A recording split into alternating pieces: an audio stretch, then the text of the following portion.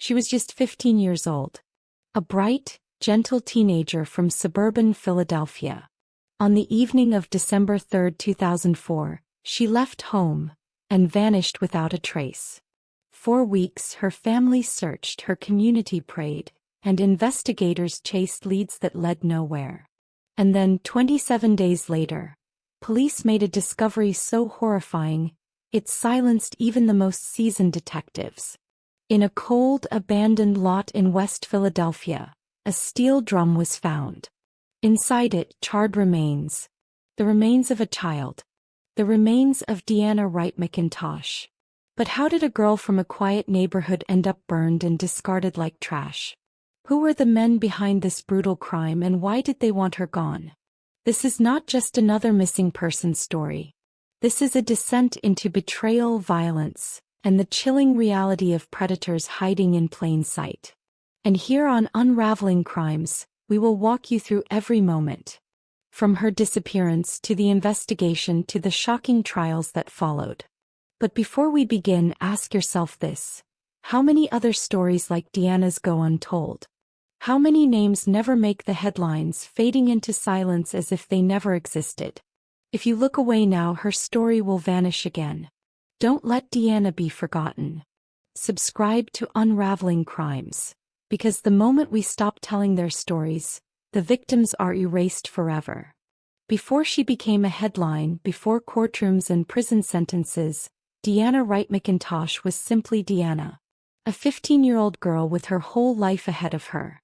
She lived in Yedden, a small suburban town just outside Philadelphia. Neighbors knew her as polite, gentle, and respectful. A girl who smiled easily, who carried a warmth about her that people noticed. In a world where teenagers often wrestled with rebellion, Deanna stood out as a daughter her family could be proud of. She had dreams like any other 15-year-old. She was creative, drawn to art and music. Friends say she carried notebooks, sketching and scribbling thoughts, her imagination running far beyond the small streets of her neighborhood. She wasn't just a child. She was a soul shaping itself into something beautiful. Her family loved her deeply. For them, Deanna was the light in the house. The youngest laughter, the one who still filled her home with teenage chatter and energy. She was protected, cherished, and safe. Or so it seemed. But even in the quietest corners of suburbia, shadows creep in. And in December of 2004, those shadows reached for Deanna. What no one around her could see at the time was that predators were already circling. And soon, the Wright McIntosh family would be forced into a nightmare they could never escape. It was Friday, December 3, 2004. The streets of Yedden were calm, the kind of night when families were settling into their routines, the kind of night when nothing unusual was expected. Inside the Wright McIntosh household, Deanna moved through her evening like any other 15-year-old girl. She wasn't a runaway. She wasn't troubled. She was just a teenager heading out into the night, not knowing it would be her last. When she didn't return home, her family's worry grew quickly. Hours turned into panic. By midnight, her absence was deafening. This wasn't like Deanna. She was responsible, careful, and close to her family. For her to simply vanish without a word? Unthinkable. The calls went out. First to her friends, then to neighbors, anyone who might have seen her. No one had answers. Flyers began to appear, her schoolmates whispered her name in the halls, and in Yedden the search for Deanna had already begun. Behind closed doors her mother prayed. Her family drove through streets with headlights sweeping dark corners, hoping to catch a glimpse of her walking home. Each passing hour carried a deeper dread. Because every parent knows, when the hours stretch into days, hope becomes fragile. And while her family searched desperately, Deanna's fate had already been sealed. She would never again walk through the door of her home. For nearly 4 weeks her family clung to hope. Every knock on the door, every phone call. Maybe this was the moment Deanna would come back. But December slipped into January and hope was all they had left. Then on December 30, 2004, Investigators searching through West Philadelphia stumbled upon something strange in a vacant lot. Hidden among weeds and broken concrete stood a steel drum. It looked ordinary, the kind of rusted barrel you might see discarded and ignored. But there was something unsettling about it, something that didn't belong. When police forced the drum open, the smell hit them first. Burnt, acrid, unmistakable. Inside, charred remains. A body reduced almost beyond recognition. What they uncovered was so disturbing that hardened detectives struggled to put it into words. Tests would later confirm the unthinkable. The remains belonged to 15-year-old Deanna Wright McIntosh. She had been burned, her life erased in the most brutal way imaginable, discarded like garbage in a barrel. What was once a child with dreams, sketches, and laughter was now evidence in a crime so senseless it rattled even the most experienced investigators. For her family, the waiting was over, but the nightmare had only just begun. Because now the question was no longer where Deanna was, but who had done this to her and why. With the discovery of Deanna's remains, investigators knew one thing: this was no accident. Someone had wanted her gone, and had gone to extreme lengths to erase her. The steel drum, the fire, the vacant lot.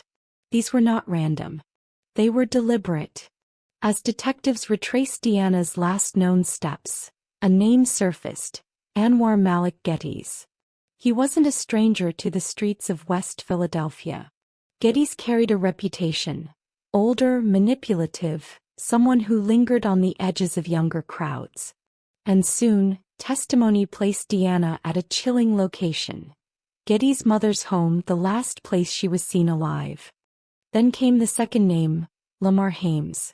Like Geddes, Hames had drifted into a world of crime and violence.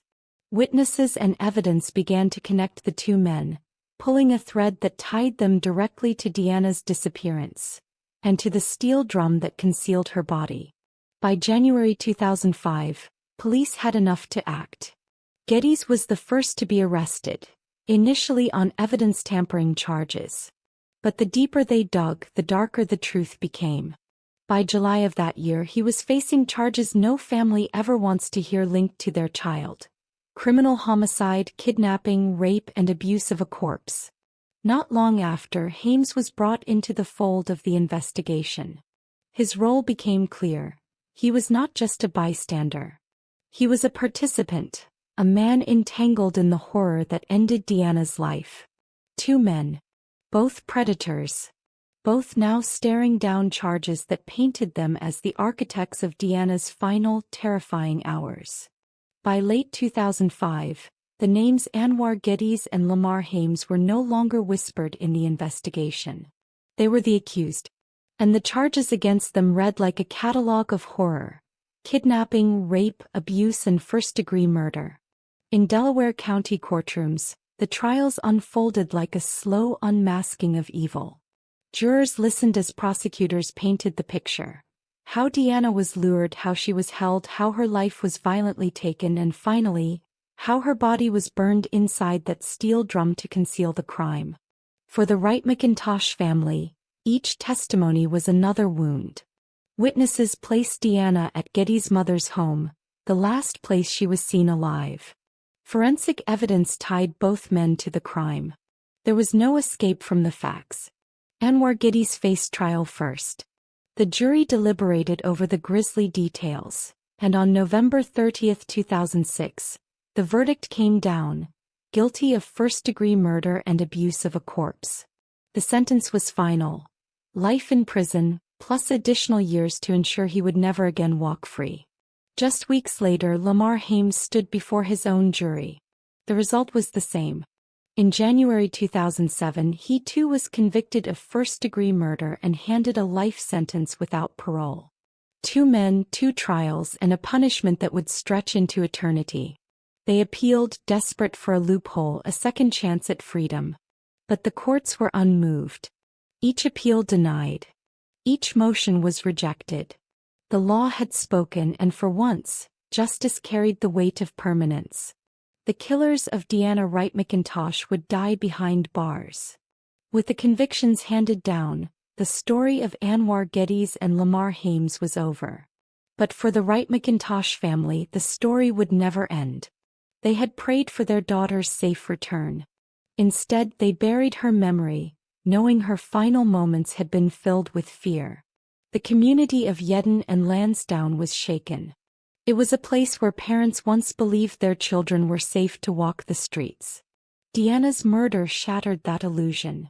The steel drum in West Philadelphia was no longer just evidence. It was a symbol of how cruelty can invade even the quietest corners of life. Her name lived on in court records, in news articles, in whispered conversations that carried a mix of horror and grief. But to her family, Deanna was not just a victim. She was a daughter, a sister, a child who loved music, art, and laughter. A child who would never again fill her home with the sound of her voice. The men who stole her life now spend their days in prison cells, their freedom stripped away. But that is not closure. It is not peace. It is only the cold weight of justice. What remains is memory. A reminder of how quickly innocence can be destroyed, and how the echoes of a single crime can haunt an entire community. In Yedden, Deanna Wright McIntosh is remembered not for the horror of her death, but for the brightness of her short life, a life that deserved so much more. Deanna Wright McIntosh was only 15. She had dreams, laughter, a future that should have stretched far beyond the cruel night it was stolen. Her story is not just about tragedy, it's about the brutal reminder that danger often lurks closer than we think, hidden behind familiar faces and everyday streets. For her family, the pain will never fully heal. For the community, the shock will never fully fade. And for the rest of us, her name must never be forgotten. If you've made it this far into her story, ask yourself, how many other Deannas are out there, their voices silenced, their truths buried? And how many of us look away until it's too late? On this channel, Unraveling Crimes, we refuse to look away. We bring you the cases that deserve to be told, the lives that deserve to be remembered. So if you believe Deanna's story matters, if you believe no victim should ever be forgotten, then subscribe now. Because every time you do, you make sure the world remembers their names. This was Deanna's story. May she rest in peace, and may we never stop unraveling the crimes that took her away.